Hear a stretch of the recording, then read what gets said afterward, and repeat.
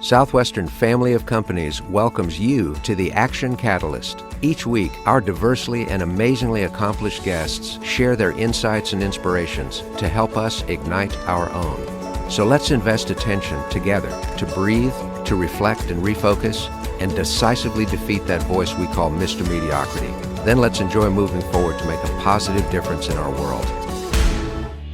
This episode is sponsored by Southwestern Coaching. Southwestern Coaching has helped over 12,000 people increase their incomes by over 25% on average. As a successful salesperson, you know the importance of increasing your sales, but sometimes you might just need a little extra push and accountability to meet your goals and grow your business. Southwestern Coaching will help you increase your income through one-on-one sales and leadership coaching tailored specifically to your needs. Together, we will elevate sales. In this episode, the Action Catalyst welcomes MaryBeth Hyland, author, speaker, and award-winning company culture expert, and founder of SparkVision, which seeks to empower people to own their role in crafting culture every day. She has received Circle of Excellence, Innovator of the Year, and Top 100 Women Awards, and holds a BA in Social Work, MS in Nonprofit Management, and over a decade of experience transforming workplace cultures into connected communities. Her latest book is Permission to be Human, The Conscious Leader's Guide to Creating a Values-Driven Culture. Now, host Dan Moore in conversation with MaryBeth Hyland. So MaryBeth Hyland, welcome to the Action Catalyst. It's great to have you today. It's such a gift to be here with you and your community. Thanks for having me.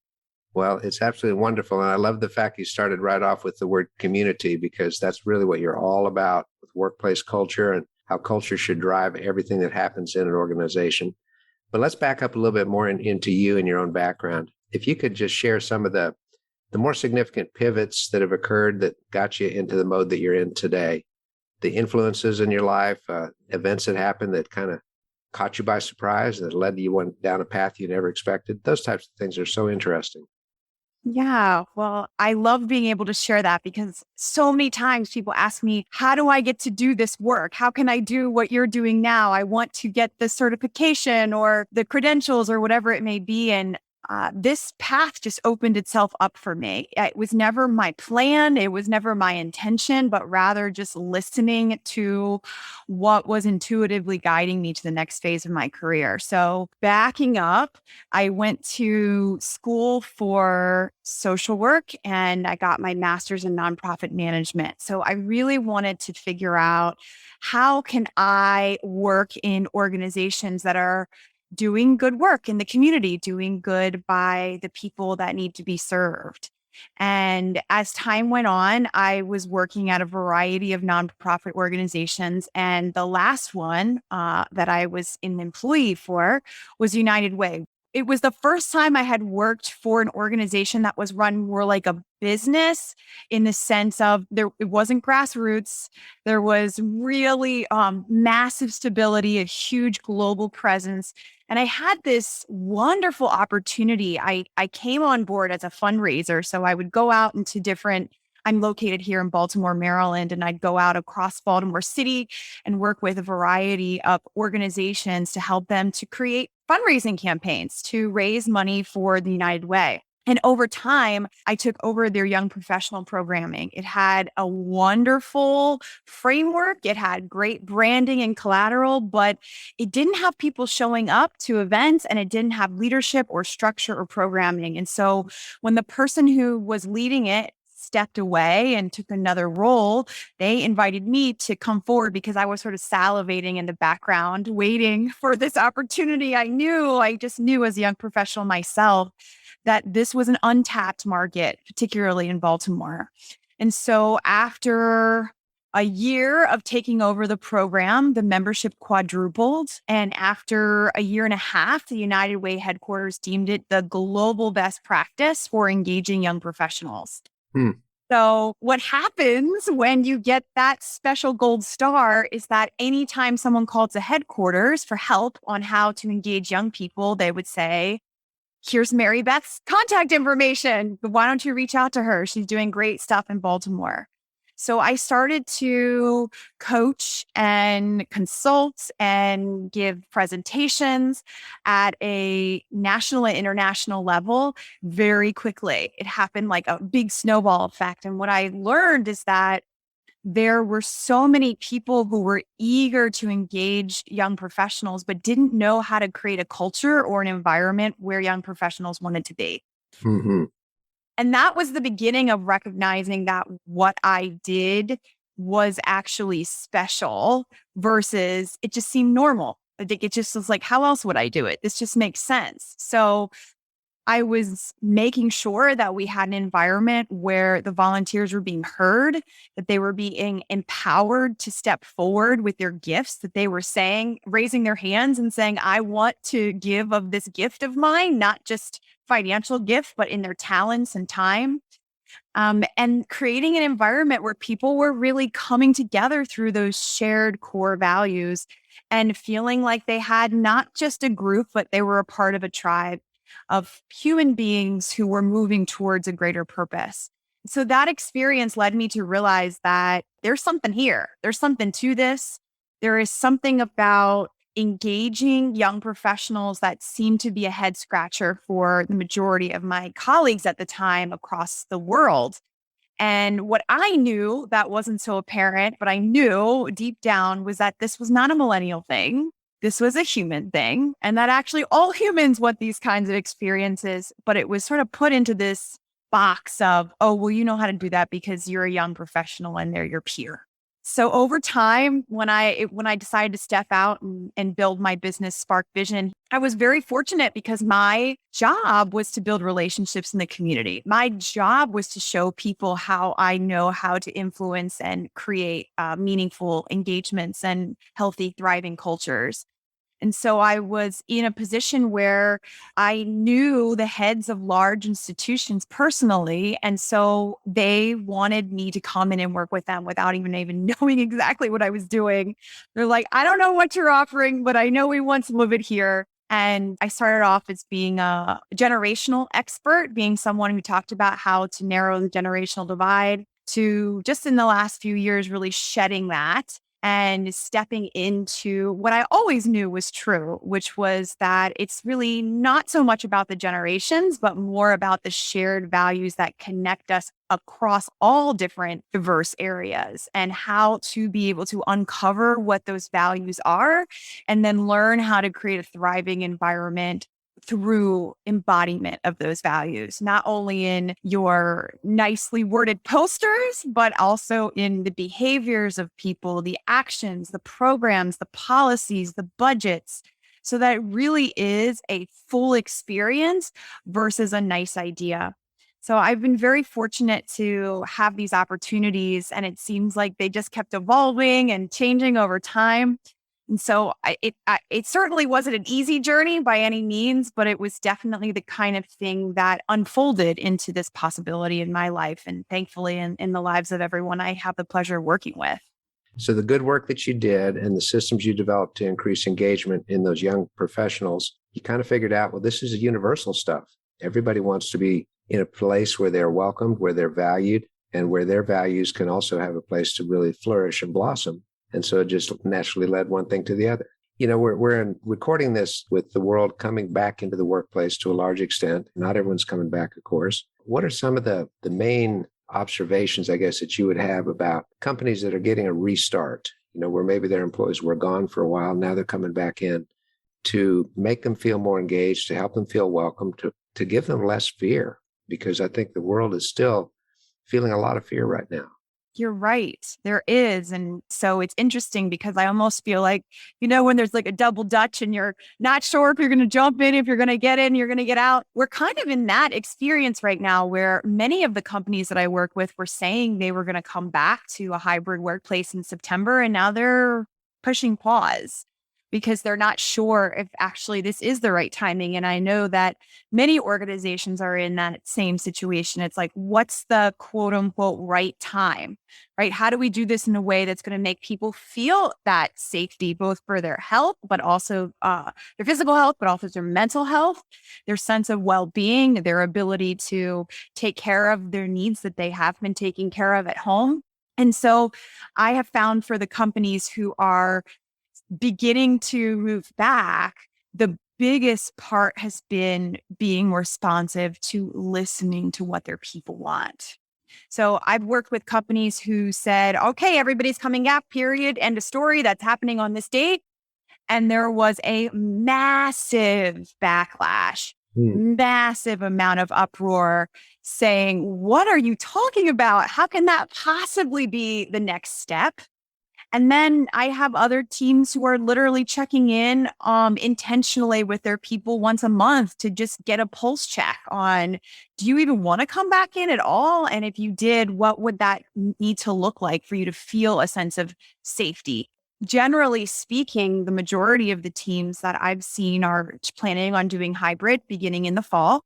And they have been incredibly thoughtful about the human experience along the way. So I mentioned one example is these pulse checks. So just really asking people, not assuming, and not doing it in such a way that's like, oh, I'm just going to ask like 3 random people, but rather giving the entire organization a chance to provide feedback, whether that's in a survey or listening sessions, really having somebody go around and doing small groups where you can hear and respond to the concerns and the opportunities that are arising. And that in itself has been majorly impactful because a lot of times in organizations, decisions are being made by like 2 or 3 people that sit at the heads of the table and they're not engaging anybody else in that process and in that conversation. And so it's really powerful to not only ask for it, but then do something with that. So if you're asking people to provide you with feedback, share the feedback. Don't keep it so close to your chest that it's like, oh, it's a secret only for the powers that be, but rather, how can we be transparent about where people are and being responsive to that? So that's one part. Another part has been teams who are intentionally doubling down on their values, especially during this time. So let's just say there was a value of excellence. That's a pretty common one across organizations. Being able to pause and have a reflection and say, what did excellence mean over the last year and a half? And how is that going to change, evolve, shift, or remain the same as we move into coming back together physically? What can we honor and celebrate? And what are the things that have an opportunity to get in better alignment with the way we're showing up every day? Well, are you finding, MaryBeth, that companies that had a very people-centered culture before the pandemic hit are making it easier transition into the next stage than those that maybe were more command and control, punch in, punch out type organizations? I'm curious what you're seeing in your work. Even the best organizations, from a sense of employee well-being and engagement, everybody's having a hard time from the sense of it's not easy, but it can be simple, right? And so it's recognizing that even the most engaged teams had opportunities because we're all learning how to do this. And yes, we've had time now to figure it out, but a lot of teams that were really great in person needed a good 5-6 months to figure out what that looked like in the online space, which was fine, which was okay because they communicated it. They were being thoughtful about the process. And I will say also, though, that the teams who had lower levels of engagement, I have been so pleasantly surprised by the ones who said, you know what, we're going to take advantage of this time and we're going to put intentional effort and energy towards this work with creating a sense of community, of culture, as we're all distanced, and have seen an incredible return on their results. So one of the things that I use as a metric, pretty standard metric, I'm sure people in this space are pretty familiar, is a net promoter score, which is essentially of the people that work in your company, how many people would promote working there? It would actually recommend it to somebody else as a good place to work. And across the board, I have found that the majority of my teams who have had a consistent people first type of culture have actually seen an increase in their net promoter scores, meaning that they got even better during this remote time because they were doubling down, right? Mm-hmm. And I found that the ones who weren't doing so great, but were actually looking to invest in it, often had an even bigger jump in their net promoter score because they hadn't done anything about it before. Mm-hmm. Now, this is not all rainbows and sunshine. Of course, there are teams who just totally fell apart and their net promoter scores went down significantly. But those were the teams who not only didn't have something in place beforehand, but they didn't put value on this during the experience. And so they did not give people permission to be human. They did not encourage psychological safety and conversations and the ability to meet people where they were, but rather they were just going through the motions as if it was business as usual and wanting to pretend like there weren't other experiences that people needed to address during that time. Fascinating stuff. And I like the fact that you're doing some research-based conclusions here, not just talking off the top of your head, which is really good. But let's back up more into kind of your own journey, if you don't mind. Along the way in this brilliant career that you're building, you're bound to have had a time when things were just moving right along and all of a sudden, bam, a brick wall. If you've had an experience like that, and I'm sure you have, because I don't know anybody that's doing anything that hasn't, what are some learnings about how to react when you have one of those brick wall moments? Yeah. So, oh my gosh, I'm like thinking, which one do I pick? The one that came to mind right away was I mentioned when I started my business, I was very fortunate. Right out the gate, I had Johns Hopkins Healthcare as a client, which is an international organization that some consultants spend their whole career trying to get into. So I was working with them, and I was also working with Cystic Fibrosis Foundation nationally. So I was in a really fortunate position that I had a great roster of clients, and I felt like everything was going beautifully. And I just thought, this is just how this is what it is to be an entrepreneur, right? Like you just show up, you do good work, clients come to you, and you make a good living. And actually, just on one of the contracts, I was making twice as much as I had made my whole salary in my job before. So I thought I was just, doing all the things and getting it all right. And so I was in a great place of financial abundance, and I decided to hire a CFO to start working with someone. And I was going to look at office space and do all these things. And she was looking at my numbers, and she said, "Okay, well, this is great, and you're doing great. However, I'm not seeing where you're going to replace this revenue because these contracts are coming to an end. Like, what's coming up? Like, what's on the horizon for you?" And I was like, "Well, what do you mean?" Yeah. "I'm just going to keep doing good work and people will refer me and all this." She goes, "Yeah, I respect that. And I think that's a great thing to believe and surrender into. However, it's also really great to have some prospects and to have a pipeline and to have a cycle for these things." And it was not her fault by any means. She was doing exactly what I hired her to do. But as soon as she left that meeting, I went into a terrible cycle of self-doubt, of imposter syndrome, of feeling like I was just lucky and there's no way I'm actually going to be able to make a business out of this. Who did I think I was? And it really put me into a depression. It was the type of thing where I woke up in the morning and the first thought in my head was, "You are such a loser." It was the first thing I thought every morning. And anybody from the outside looking in would be so surprised to hear that, because on paper, it was the opposite. I was checking all the boxes for success, but I felt like such a loser because I didn't understand these basics that my CFO was illuminating for me. And I immediately went into a scarcity mindset of, this is not possible for me, and I need to go find a job, and I need to let all of this go. And that probably went on for about 2 months, which was a very painful 2 months.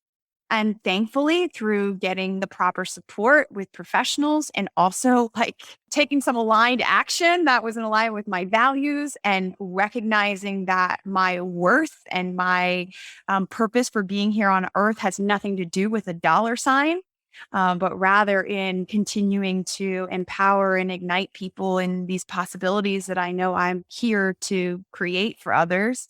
And so it took a significant amount of work. And then once that inner work was complete, it once again became this huge open channel for abundance and flow. And if anybody listening can relate to these feelings of scarcity and not enoughness and basing your success on metrics that aren't necessarily in alignment with your values, but are what society believes are the metrics for success. I hope that this is a story to remind you, as I reminded myself, that that's not actually the most important thing in the world. And that when you take care of yourself on the inside, that's what reflects on the outside. And so that is when you can continue to get back into that energy and into the flow of possibility and abundance. That's amazingly insightful. The whole notion of enoughness is often neglected because you can't measure it. It's not something that shows up on a sales report or financial study, but that enoughness is what gets people through a lot of stuff. And you had to figure that out as well. So true. And in fact, it's the kind of thing where the executives that I coach one-on-one, they are every single metric of success, every single one that most people would think of, right? Like they're leading large organizations, they have a certain amount of financial stability and wealth, they are getting these accolades from the community, they're being regarded as somebody that people trust and want to follow. And yet when I'm working with them and I'm talking to them, it's the same thing that I just described, but their version of it. Right. And the majority of it is feeling like I never tended to themselves, feeling like they never tended to their own needs, feeling like they never took the time to learn what are their values, how do they want those activated versus just going through the motions every day because that's what they've always done. Now, interesting, you have a little formula in some of your writings, values times behavior equals culture. Can you expand on that for us a little bit? Absolutely. So this is one of my favorites. It's really hard to measure culture. It's really hard to say this is what culture is because it's constantly changing. But really, when you think about culture as a whole, using this formula of values times behavior, it gives you a lens through which you can start to break down what is my culture actually, right? So for example, your values, you take one value at a time. So we can say the value of integrity. So if that's your value, what are the behaviors? What are the behaviors of your team? What are the behaviors that you have? And are they in or out of alignment with that idea of integrity? So for example, if integrity was the big thing and the behavior was having clear communications so that everybody's on the same page, that would create a culture of really powerful integrity because people would understand what's expected of them. They would know what's going on. Whereas if you were to go in the opposite direction, you took opaque communications, only letting certain people know what's going on, that would create a culture that is a total disconnect from integrity and actually creates a lack of psychological safety and people feeling like integrity is something that's actually lived at that organization. So when I work with companies, we break that formula down one by one and have each individual say, okay, let's take one value and look in the mirror and say, where are my behaviors showing up in alignment and where are my behaviors out of alignment? And in each of those scenarios, how am I creating culture as a result of that? Mm-hmm. And going back to the individual level, do you find sometimes people can work for years in a job or a career and never really have to come to grips with, well, what are my values? That they can just work and work and work and suddenly a crisis or something hits them. Is that possible? Oh my gosh, 90% of human beings on this earth could not tell you what their top 5 core values are from a place of groundedness, right? They might be able to rattle off some words that make sense because they think that's what everybody cares about. But very few people have actually taken the time to pause and reflect and honor not only what the words are to describe their values, but how they want to intentionally activate them in their work and home, in their relationships, in their communities. But I think particularly at work, values are often the kind of thing that's thrown around like a branding collateral piece, like a marketing and communications, but very rarely do people take it to the individual level. So whenever I do my values work with teams and companies, we have multi-day retreats. And the first day of the retreat is always about the individual uncovering their own values as a single human being. And that's on purpose because before we talk about the collective values of the whole organization, we want people to understand that we are all living, breathing, walking, talking sets of values. And that when we're in experiences that light us up and give us energy, that's because our values are being activated. And when we're in an experience where we're feeling drained and exhausted and turned off, that's because our values are being violated. And so when we skip over that step of getting it to an individual level, it's not really, it doesn't feel as tangible to the individual. It feels like a branding exercise. So I've always found it to be so powerful that first day for people to say, wow, I actually know what my values are. I know where they came from. And because of that, I can now be a part of a thoughtful and dynamic conversation around the values that we're going to honor here at work, because I know how they show up in my own life through my own experiences where they may not have before. When somebody's clear about their why, they actually don't have to do a whole lot of searching for people, because people with the same why will be drawn to them. You'll end up recruiting people that believe the same way you believe, and that's how great things can happen. One more kind of question for a lot of our listeners who are going through some tough times. And we know that the world is variable, that we can go from the mountaintop into the bottom of the valley. What are some words of encouragement you could share with somebody that just doesn't know where to turn right now? Their career or their family or personal situation, they're just paralyzed. Any thoughts, encouragement there? Absolutely. So this is actually why I wrote my whole book, Permission to be Human. It's this idea that we all need permission to be human. And we often are willing to give ourselves permission to be perfect, but we're very rarely allowing ourselves to have permission to make mistakes, have permission to not know the right answer, have permission to be able to say, I don't even know what to do right now, and I need to get more support in that process. But also doing it in a way where you're being compassionate, you're having self-compassion, right? You're suspending judgment and you're igniting love in that process. So if anyone listening right now is in a position where they don't know where to turn or what to do next, I invite you to meet yourself where you are right now. Just be present in where you are in your journey in this moment and recognize that this is a part of what is going to get you to the higher ground. And to not try to skip over it as fast as possible and to try to muscle your way through, but rather to sit down and to ask, how can I be giving myself more permission to be human right now? How can I be kinder to myself as I evolve in this journey? And how can I have appreciation for where I am in this moment, because it is going to serve me in the future? Right. So when the world is giving us a mugging, we don't need to pick up a club and turn it on ourselves. Which we do, right? Unfortunately, just like I shared in my example before, we're the first ones to beat ourselves up. And a lot of high-performing people are in that club, for certain. For sure. MaryBeth, I'm really grateful that you're in the space that you're in. And people connect with what makes them uniquely human. And that connection then goes to what gives us our common humanity, which plays out in work, where we spend more of our time than any other single activity for a lot of years of our lives. So it's good that you do what you do. And I'm really delighted that we could have this time together today. Thank you so much. I'm delighted too. And I appreciate those kind words. I definitely feel very fortunate to be in this space, in this moment in time. It definitely is a pivotal and key moment in our human history. And so it's wonderful to be a part of these important conversations like we had today. Very much so. Have a soft shell crab for me when you get a chance. Will do.